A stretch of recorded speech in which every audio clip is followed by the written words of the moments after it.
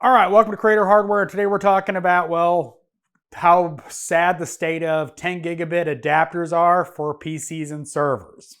Now, about a year and a half ago, I added 10 gigabit here to the office to improve my workflow when video editing, etc. I did it with these 10 gigabit Marvell controllers from Asus and TP-Link. They're the same controller, just different brand. Lately, I've been having a problem with my internet completely dropping out.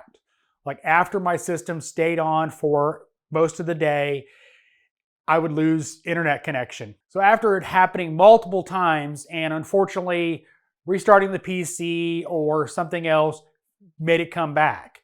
And it was really difficult to diagnose because it was such an intermittent problem. Well, I was able to catch it.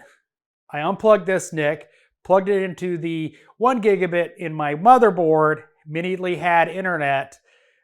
Plugged it back into this, still didn't have internet on 10 gigabit. In addition to that, my gaming streaming PC, which is a new motherboard, has a Marvell controller in it as well for 2.5 gig, decided it didn't want to hook to the internet. Much troubleshooting later, driver reload, etc. I had 2.5 gig back there. But that brings me to the problem with Marvell controller software and their cards. These overheat. It's a known issue. Unfortunately, there's also not a lot of good choices out there for 10 gigabit. Now I replaced it with this brand's Chinese harvested Intel card. It was supposed to go into my TrueNAS server, but unfortunately, my editing PC needs internet, so it went in my editing PC. Now I can't give a long-term report on this because it's only been about 2 weeks. It's frustrating because if you need RJ45, I don't think there's any good options out there because it's either you spend a lot of money and get a brand new Intel card, which, you know, reliable and all that. I think the best method is to get a motherboard with 10 gigabit, but that's beside the point. If you want RJ45, either you're going to have to go to fiber or direct copper connections or something like that, or kind of deal with the Chinese salvaged Intel chips, because I think that's only options at this point.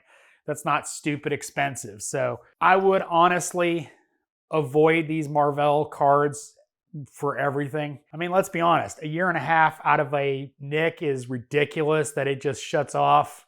Now in my situation, my PC is water cooled. I generally have my fan set pretty low at idle.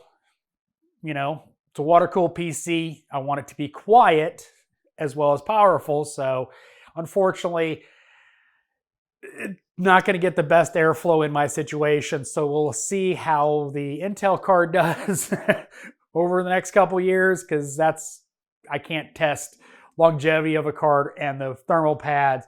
I took this one apart and the thermal pad came apart. So I don't know whether it was already degraded or when I pulled it apart, it came apart. I don't know. I don't have a thermal pad that size to put it into anything to continue testing it. But yeah, I just avoid these. Just do avoid these. So I hope this video was helpful. As always, thanks for watching. This is Creator Hardware.